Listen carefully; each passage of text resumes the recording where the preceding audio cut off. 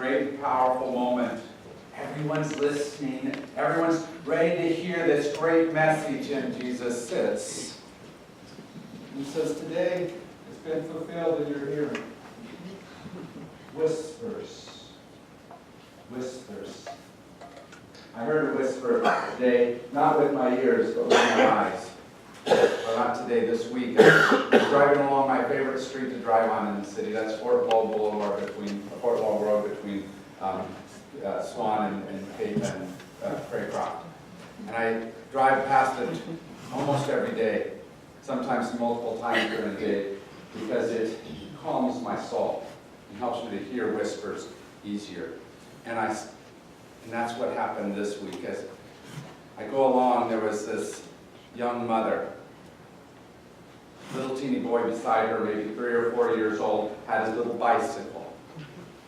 And as I'm approaching them, she leans down and whispers into his ear.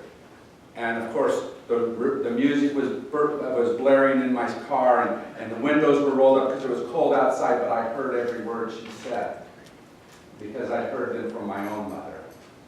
Watch out. Look both ways before you cross. See that car coming? Be careful. All those words whispered into our ears that we continue to hear. All those words that were given to us by who I consider to be those mystics that speak into our lives. But you've heard it, haven't you?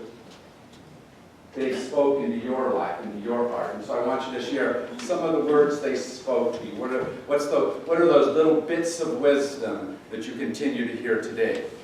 What are they? Brush your teeth. Brush your teeth. What else? If you can't say, Say thank you.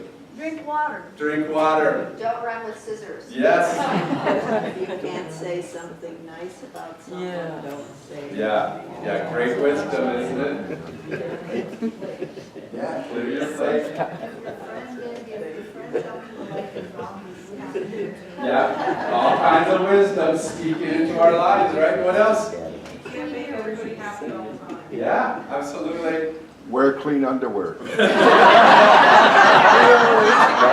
That's good wisdom, isn't it?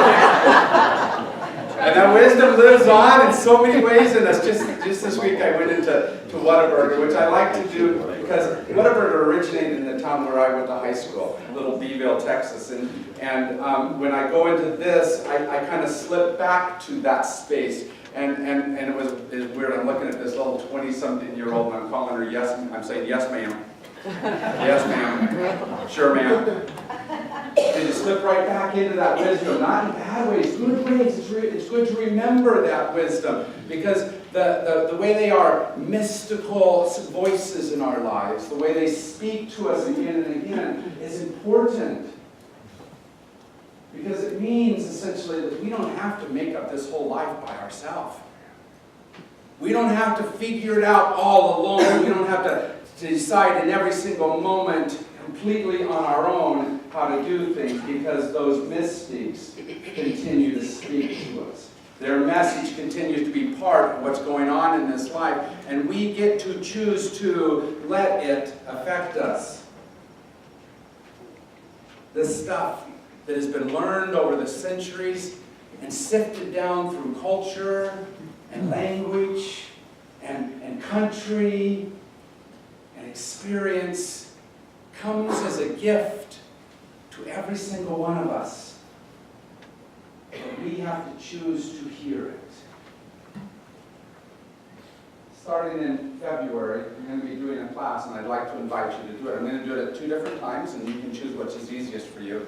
I'm going to do it on Wednesday afternoon and then again on Thursday evening, and I'd love for you to be part of that. And it's a class that's based on a study called Companions in Christ. But it's about walking a road of spirituality together, and about hearing the voice of the mystics, of those who have gone before us, hearing how it is that God is speaking in and around us, and sharing and being companions on that journey. I want to hear how it is that you hear those voices from the past, and so I'd love for you to be part of that. So watch for information about that. Because it's simple for all of us to easily do what we do without seeing more than that. It's easy for all of us to get caught up in just ourselves or just where we're at, or the demands that life places on us, without sharing the bigger picture. And that larger picture, that longer now, as Redfield says in the Celestine Prophecy, is important for us to see and hear. He talks about getting on a plane, and he says this: "It dawned on me that the airplane on which we were riding contained within its technology, 4 centuries of progress. We had learned much about manipulating the resources we had found on Earth. How many people, I mused, how many generations did it take to create the products and the understanding that enabled this airplane to come into being?" Are we aware of all of that people have given to us?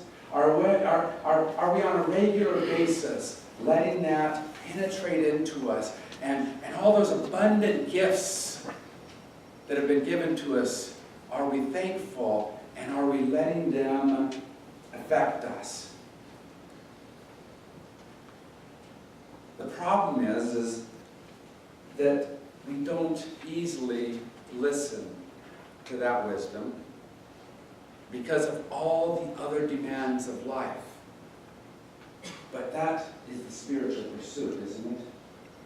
To choose to listen and hear more than what's simple to listen to. We have to learn how to choose to listen. Just like with the coincidences that we spoke about last week, sometimes this wisdom is hidden behind a lot of stuff. Sometimes the wisdom is a whisper, even when it's shouted loud in your face. Because you have something within you that makes it so that you don't easily hear it. And you have to choose beyond whatever it is that makes it a whisper, so that you will hear it once again. They speak. The mystics speak again and again. Will we hear? Our call to worship said, "Working to establish a more comfortable style of survival has grown to feel complete in and of itself."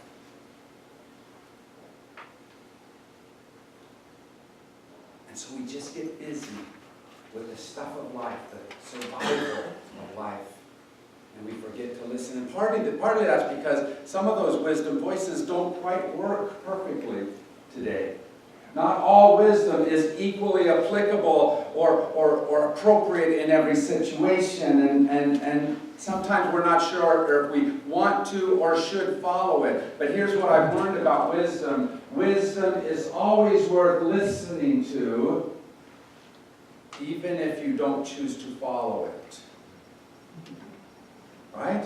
It's worth hearing. It's worth considering. It's worth placing into your heart to say, can this affect how I move forward? Should it affect how I move forward? And in the midst of all that imperfect mystic that's out there, all the imperfect wisdom pieces that people have given to us, I want to remind you that you all had at least one perfect wisdom person in your life. That was your grandma. And your mom didn't think she was perfect. But you knew that everything she said was right. And you learned to listen to her. But you need to listen to all the other mystics as well. And that mysticism, that voice from others, comes in many and varied expressions. And you have to decide how and when to listen to each part of it. One of my sources of mystic voices is rock and roll. Can I say that? And this week on Facebook, all over Facebook, there were things that said something like this. Be thankful that in all the ages of human existence, you got to live in the same time as David Bowie. And how many learned at least some of how to live life because of his music? Right? So I wanted to find one of his pieces that would say exactly what I wanted to speak. And, you know, he's got that new song out, that Lazarus, that he just barely published. And I thought, oh, maybe that's it. And that wasn't it. I looked back at his other stuff, and nothing seemed to fit. I said, how can I honor that mystic presence? And then I came across something that I've been holding on to for a year. Because last year, about this time, December 22nd of 2014, one of my other mystics died, my rock and roll mystics. His name was Joe Cocker. You've heard of him? You know that means you're old. Just want you to know that. But he passed away, and he wrote a piece, sang a piece that is just marvelous to me. It's called Younger, and I wanted to share that with you. Said, I'm going to learn to play the blues guitar. I'm going to drive a fast Italian car. I'm going to jump out of a plane and fly. I'm going to find a love and testify. I'm going to look within and figure out what this thing called life is all about when I get younger. I'm going to dance with fools and dine with kings. Going to hear the bells of Paris ring. I'm going to carve an angel out of wood. I'm going to give up cigarettes for good. I'm going to find the perfect words to say so the one I love won't walk away when I get younger.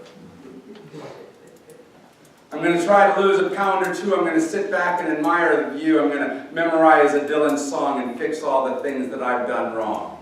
And I'll appreciate the friends I've got, maybe give true love a shot when I'm younger. That's us choosing to listen to the mystic in our life. Choosing to hear that message that is greater than us. Because you see, each one of us get into that space where we know it all. We're old enough that we don't have to listen anymore. But choosing to be younger in our listening, choosing to open our ear, choosing to be instructed by something larger, by those voices from the past, is an amazing spiritual event. Because, see, we all see from our perspective wonderfully and well, and it's not that it's wrong, but our perspective will only bring us so far because it is limited. And God speaks in the voices of those mystics, even when we don't want to listen. When a few days ago, I got a friend request on Facebook from a lady named Coral Lee Gibson. She had just moved, when I was in high school, she had just moved from Benson, Arizona, down to Beeville, Texas, where I was in high school. And I loved that she did that because she had 3 teenage daughters, and they were cute. And I liked having them around because I didn't have a very big youth group. And most of the other girls in the youth group were my sisters. Not a good youth group until those 3 came along. They were named Paul, Niece, and Jesse, and I loved those 3. And to be perfectly honest, they are the type of person that I would have gladly given up my virginity for.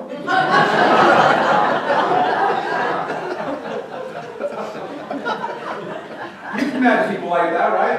And you go, yep, that could be the person. And yet life takes you different ways, and wisdom speaks differently. Right? And draws us in other directions. And Jesse, the youngest one of the 3, one that I thought was actually the cutest, as I connected up with Coral Lee, her mother, I realized that Coral Lee was beginning to celebrate a new birth in their family, which is great. I thought that's wonderful, until I saw that it was her daughter's great-granddaughter. The one that I could have lost my virginity to. Right? And if I'd chosen that direction, life would have been very, very different, wouldn't it? I don't have grandkids, let alone great-great-grandkids, right? Life draws us in one way. Wisdom continues to speak in other ways. And can we hear that? Because our makeup, our hormones, our instincts, our everything says this is it. But wisdom draws us somewhere different, further, higher in many ways. It helps us to see what Redfield calls the longer now. Not just this moment and what I speak into it and what I hear from it, but something bigger than that. Something longer and more grand. Not even just this lifetime or even this century, but something more than all of that. The mystics are the voice of the history of humankind. All those things we've learned that allow us to see beyond just ourselves. Larger than our experience and more than just our past. They speak into our hearts with great power. James Redfield asks a question in that quote that I read a little bit ago about the airplane. And at the end of that quote he says, when he talks about all those people who have worked on putting that airplane together, and he says, how many spent their whole life focused on just one small aspect, one small step, without ever lifting their head from that preoccupation? It's not that that one small thing is wrong, but it's part of something bigger, something more important than just that. And our job is to learn how to hear and let that we hear affect us. Because I hear that voice of wisdom, but kind of like some of the things my dad told me when I was growing up, I don't quite listen. Right? Some of those things that were good advice that I didn't follow. Wisdom should penetrate us. Wisdom should continue to show us something more, but we have to choose to let it. We have to choose to let it be, for us, a voice that draws us into the larger spiritual life. To lift our eyes beyond just ourselves and our own concerns and into what God is doing in us and around us. To call us to do more than what we would do alone. To call us to act differently than we would if we were following just our own thoughts. To call us above that which we have done before. To be more than just our instincts and our intentions. To listen to the divine impulse in us and around us is what we do together. We come here to show that insight to each other. We come here to share that wisdom with each other. We come here to give strength to each other, to follow the wisdom instead of the easy path. We come together to see the longer now and to share the message of the mystics. And that message is a very simple one, but a hard one to live. Remember last week we were talking about how there's that energy that flows between us, that light which some see and some don't through their eyes, but which all of us can experience if we look. It's because all of us can experience the flow of love that lies between us. And that's what happens in this voice of these mystics. See, my great-grandfather, who I never met, was named Pop Pacer.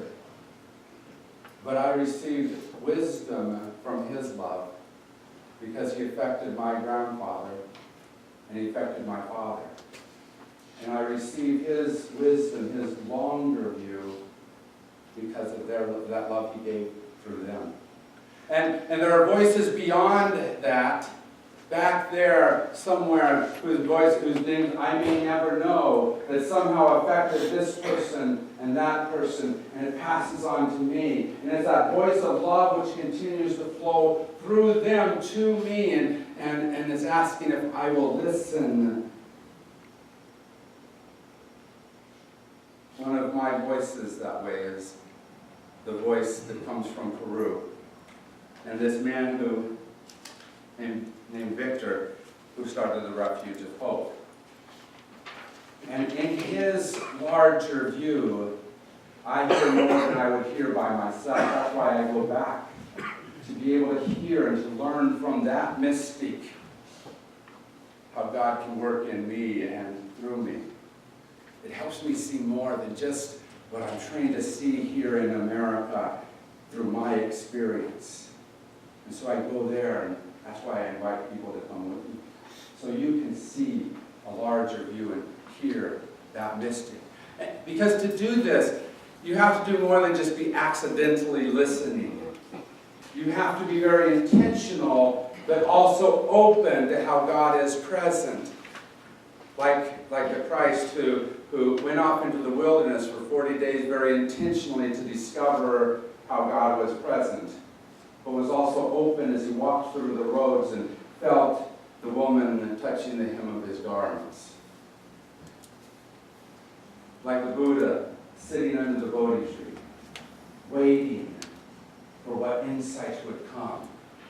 Like all of the great mystics of the past who listened intently for how things could be and waited openly for how things ought to be. Dr. King was one of my mystics. And he spoke all those mystical words, but sometimes his actions were even more important. How he chose to go in very intentionally with Rosa Parks and bring people together to be able to struggle with what was being done with bus rights.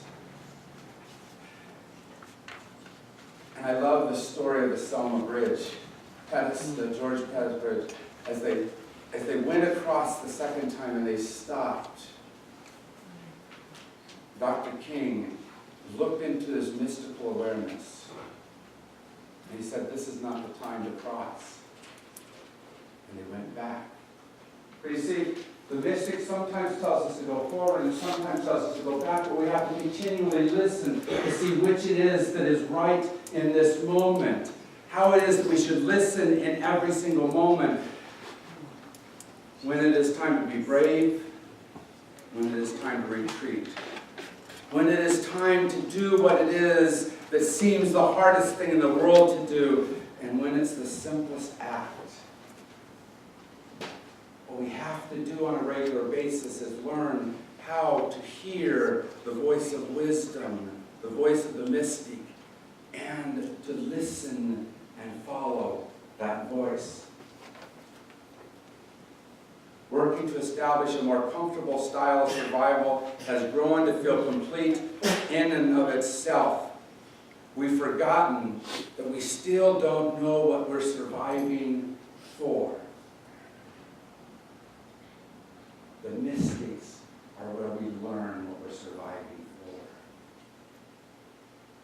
for. Go into your mystics. Listen to that voice. Share that voice. Come to that Companions in Christ class and be part of the conversation so we can share with each other how that voice can be heard, how it is that we can make that love visible. Because the reality is that that love, that energy is there and present for us. And we have to help each other to see that. See, you don't make yourself love, said Redfield. You allow love to enter you. And that came to the antagonist, the protagonist of the story, because he had this mystical experience up on a mountain and looking out across where he had the great view, not just of the landscape, but of himself and life. And it was slipping away, as those times often do. And his monk friend was trying to help him to recapture that, go back to that space, trying to find it. But it's hard. I can't quite see it as deeply. And how many have had that experience, where that mystical place where you were at, that place where you learned so much, where that thing that seemed to hit you so hard fades with time? Right? This man said it this way. But it's hard for me to concentrate on feeling cosmic when people are trying to kill me. Right? But we keep trying. And we keep coming back here. And we keep sharing with each other. We keep speaking the mystic. We keep hearing those whispers from beyond. And we keep repeating them to each other so that we continue to hear. So that in this moment, God can be present in us. Love can happen in us. Not because it's easy, because there's a lot of spaces, like on that bridge in Selma, where love feels like the last thing that's present. Where God is the hardest thing to hear. But it's in those moments that we need to hear the whisper the most, isn't it? And we need to be informed by all of that so that now we can take the step, the hard step of the future. Listen, God is speaking.